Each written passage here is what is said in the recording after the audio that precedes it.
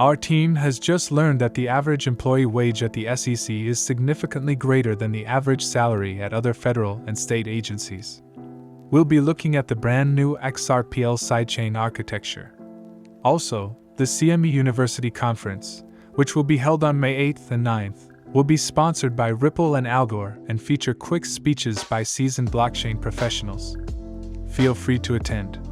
The founder of CryptoLaw, attorney John, did not express astonishment over the latest XRP article published by CoinDesk, but the question of whether Ripple and XRP are interchangeable remains. Should Cramer's support for Ripple be considered the kiss of death? Keep reading, guys, to find out more. The budget testimony of Gary Gensler, the chair of the SEC, before the House Appropriations Subcommittee on Financial Services and General Government has continued to elicit responses. Ripple's general counsel responds to the SEC funding request for fiscal year 2024. A copy of SEC's budget for fiscal year 2024 was shared by Fox Business writer Eleanor Terra a few hours prior to the testimony, with a focus on the agency's personnel wages. The paper states that the SEC chairman asked for a staggering $2.4 billion to cover employee wages and other perks for the fiscal year 2024. She said Tarek thinks the request is a bit excessive, especially when compared to the salaries of employees and the budgets of other federal agencies. It should be noted that $1.6 billion of the SEC's total funding request will be used to pay the salaries of 5,473 commission employees, a whopping $1.6 billion for 5,473 people in fact. To provide further information, Terra revealed the average SEC employee pay for the fiscal year 2022 was $156,458. Target estimates that the average SEC employee's pay was 125.6% higher than that of other government employees and 115.9% higher than the national average for personnel at other federal agencies last year. General Counsel Stuart Lloyd added his comments to those of Tarek Ripple's regarding Gensler's financing request for the Securities and Exchange Commission. Al-Daugherty highlighted the pay of staff members in the SEC Enforcement Division in a tweet from yesterday. According to LDRDS, the SEC's funding request of $2.2 billion includes $680 million for 1,500 enforcement personnel. In comparison to spending on enforcement actions for the fiscal year 2024, he questioned how much the SEC planned to set aside to provide clear guidelines for cryptocurrencies. How much of this, then, calls for rulemaking to offer concrete advice as opposed to more enforcement actions that test the boundaries of theories and the SEC's broad authority? Alder is renowned for consistently opposing SEC regulation strategies. For difference. Instead of establishing clear standards, the SEC would control the cryptocurrency industry through enforcement to safeguard its territory. He thinks the SEC is employing this strategy to force cryptographic innovation outside of the US. According to a recent article by Al-Daugherty, the SEC has asserted that cryptocurrency companies could register as a switch or a bait and switch, adding that the organization is aware there is no road to registration. Furthermore, it's worth noting that the blockchain has grown into a hub for creating intriguing real-world solutions, notwithstanding what the U.S. Securities and Exchange Commission asserts about Ripple XRP and the XRP ledger.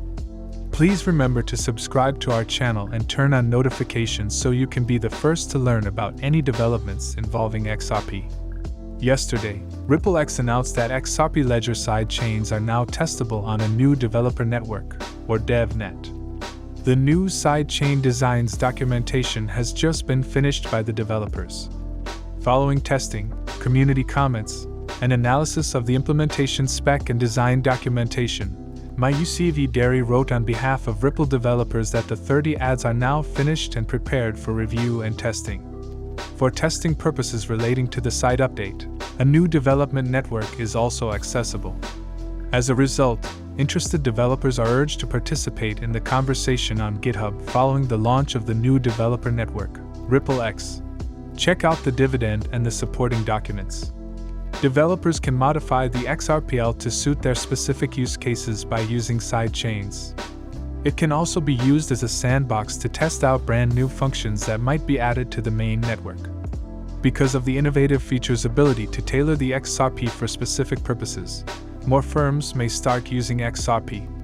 One of the initial designers of the XRPL and the Chief Technology Officer of Ripple's, David Schwartz, first suggested federated side chains for the XRPL in 2021. However, developers decided to revamp the functionality in 2020 based on input from a month-long preview period and two factors. Notably, developers substituted Witness for the federated software that was supposed to link one or more side chains to the XRPL.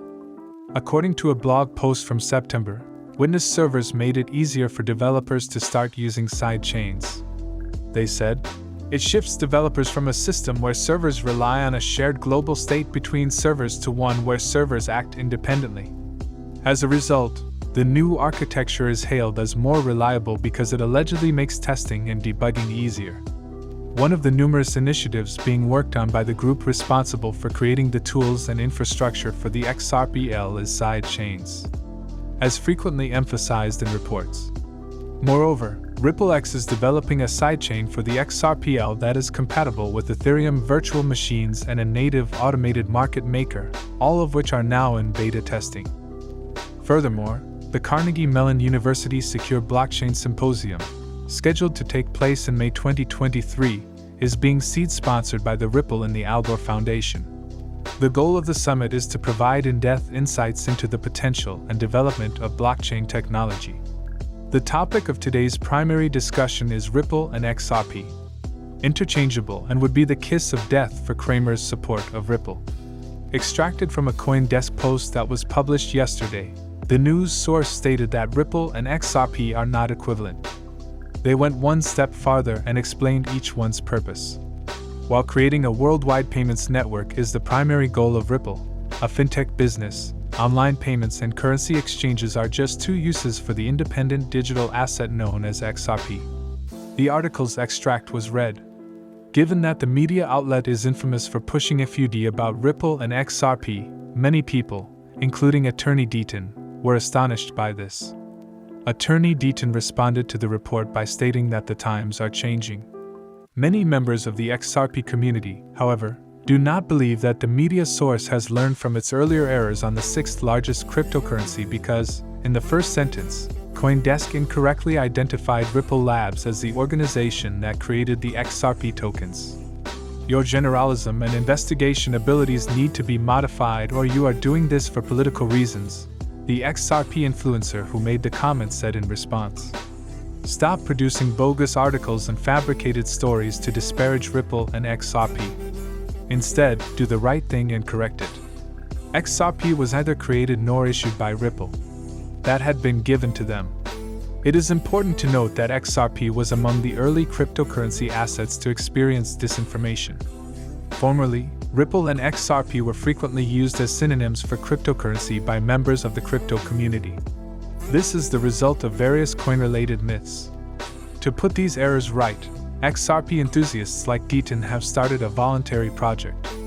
For reference, XRP is the native cryptocurrency of the XRP ledger, XRP. A decentralized, worldwide developer community is in charge of the public blockchain. The creation of XRPL was started in 2011 by three developers, Jed McCaleb, Arthur Brito, and David Schwartz. The blockchain was introduced by the team the following year. Chris Larson and the guys behind Ripple, then known as Newcoin, joined the XRPL team in September 2012. As a result of the partnership, the founders of XRPL gifted 80 billion XRP units to Ripple. The Silicon Valley tech giant then went on to place a significant portion of the cryptocurrency in escrow to preserve its market value. In addition, the XRP community has enjoyed tremendous success. The price of XRP increased as speculation about a triumph for Ripple over the Securities and Exchange Commission of the United States seemed to be at an all-time high. The CNBC Crazy Money host Jim Cramer recently stated that the SEC may lose its lawsuit against Ripple, which has given the public cause for anxiety. The SEC claims that although they are continuously producing securities and that the Ripple case may not even result in a victory, Binance is substantially different. In the video that has gone viral on cryptocurrency Twitter, Cramer stated, "For background, It's important to remember that the pundit has established himself as an inverse indicator because results frequently diverge from his forecasts and the regular and cryptocurrency markets. One reason is that, albeit unintentionally, he exhorts viewers to buy at the top and sell at the bottom. A vote of confidence in Silicon Valley Bank and First Republic Bank is among his most recent mistakes. First Citizens is buying the former after it folded earlier this month. Attorney John Deaton, who represents thousands of shareholders, said that the latter has a $12 billion hole in its balance sheet that it is attempting to close before it can once again start looking for a buyer. Holders in the SEC complaint against Ripple allege that the most recent price decline in XRP started when Cramer said that Ripple might prevail in the SEC litigation. One local person referred to Cramer's backing as the kisses of death after Deaton's remarks. Pray that Cramer's prognosis and the Ripple will be one of the few times the pundit will be right, according to another user who used the proverb "even a broken clock is right twice a day." Another claimed that because the pundit did not say it with his customary conviction, this case does not count. He yet characterized it as a near call. Ignoring the discussion on social media and focusing on the price chart, it seems like another instance of a pundit calling the town, in this case, XRP, without meaning to. His most recent price increase was the outcome of a daily chart breakout of a descending wedge pattern. For background, it should be noted that when this chart pattern breaks out, the market typically moves up 90% of the way or more before commencing a significant price correction that could cause it to move higher again, or move in the opposite direction. The path XRP would follow to better tap the top of this chart remains to be seen. Remember that, according to yesterday's report, if the asset completes its compound fulcrum bottom pattern, its price could rise above $3. We will now congratulate the winner of the 200 XRP that is currently displayed on the screen. Furthermore, keep in mind not to panic if you do not win. On April 15th, we'll give out equal conditions. All you need to do is join the channel. Alright, gentlemen, this concludes the video. Please be sure to like the video if you found it enjoyable. Don't forget to hit the notification button and subscribe.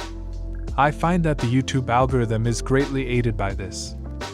Sharing this video with as many people as you can will also help enlighten others in the same way that you have been enlightened. Let's spread the word about this, guys.